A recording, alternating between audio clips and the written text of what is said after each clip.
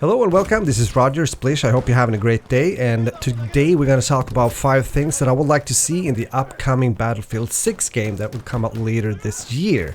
And I know that there's a lot of people out there, maybe you, that are looking forward to this, and definitely myself included. There's a lot of talk about the game, and also the fact that DICE now are bringing more people and more studios into the game. So it's really interesting to talk about it and think about what we can get, and hopefully it's going to be really nice and fun to play. Nevertheless, in order to talk about this, I also went into Battlefield 5, a game that I haven't played that much, to be honest. And the reason why is that I already in the beta wasn't too happy about things in the game. I think that BF5 had less developing time, like lack of dev time. I think it's far less than 2 years, and that's not a lot for such a big game. So that's one of the reasons that some of the things didn't really turn out as they could have, probably. A lot of people were also disappointed when it comes to the game not being historic accurate. Not going into details there, it's already been talked about. Also, it had some bad PR. For example, you might remember when someone working at the company said, well, if you don't like the game, don't buy it, which wasn't maybe the best thing to do, a smart thing to do to a group of mostly dedicated Battlefield gamers. Well, also trying to make as many as possible happy at the same time. You're trying to please everyone with the game, it's always a hard thing. Because when some guys want the game to be, realistic, at least as realistic as possible, and some other dudes want it to be as fun as possible, and maybe also mimic some of the older titles that I was, very much into, such as BF3. That is hard to make everyone happy, because we could clearly see this development happening since the game was launched more as a kind of a hardcore experience where the guns made more damage, but after that the time to kill started to up and down almost like a roller coaster with the patches that followed. Maybe also a more gentle weapon tuning and balancing would have been the way to go. I'm not sure about this. I mean, I am not going to say too much about it since I don't play this game on a regular basis, but this is something I have stumbled upon. People are talking about it, and of course it was a huge reaction in the beginning, months after the release. So I would like to hear your opinion here, what you think. So this is general talk from me. Now we're going to get into the 5 points, and it's not a certain order. It's just things that I've listed that I've been thinking about, and I'm putting them up here, and I would love to hear from you guys if you have something to add or if you agree. Number 5, more weapons and maps during release. Yep, this is something I've seen recently also with other titles coming out. For example, Call of Duty, Cold War. It wasn't that many maps at launch, and of course it's also important to continuously getting more content out there and not wait too long, because the community is quite eager to get new things to do, especially the ones that are spending a lot of hours into the game. So more content coming out earlier after release, and I think DICE had of course a release schedule also for Battlefield 5 for all these kind of content, but it seems that they never really stuck to it. So it kind of meant that long intervals happened between the content drops. And also some of the few updates in BF5 also led to new technical problems, which also showed the overall low quality of BF5, if you will, technical wise. Of course, a lot of this has been fixed now. We know though that it's possible to come up to the surface and even higher than that, something that DICE has managed to do with BF4.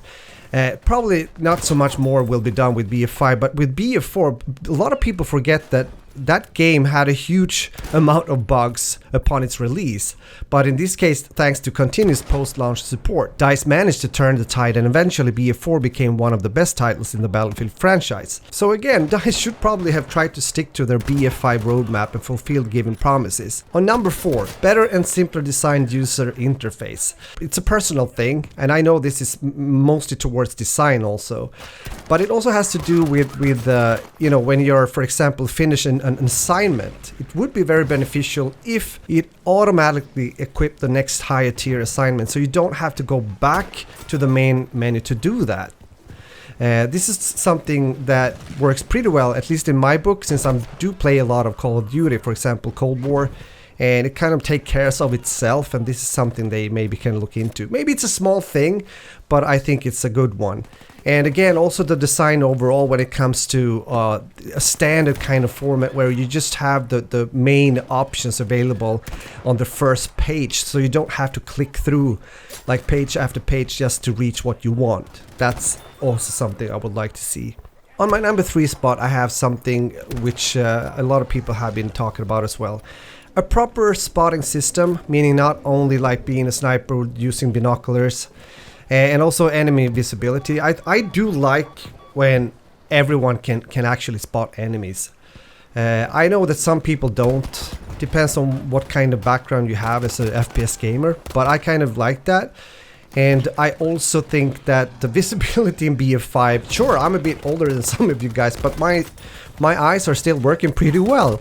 So I do think that the visibility is a bit poor now and then when it comes to Battlefield 5. So hopefully this will be a bit better in BF6.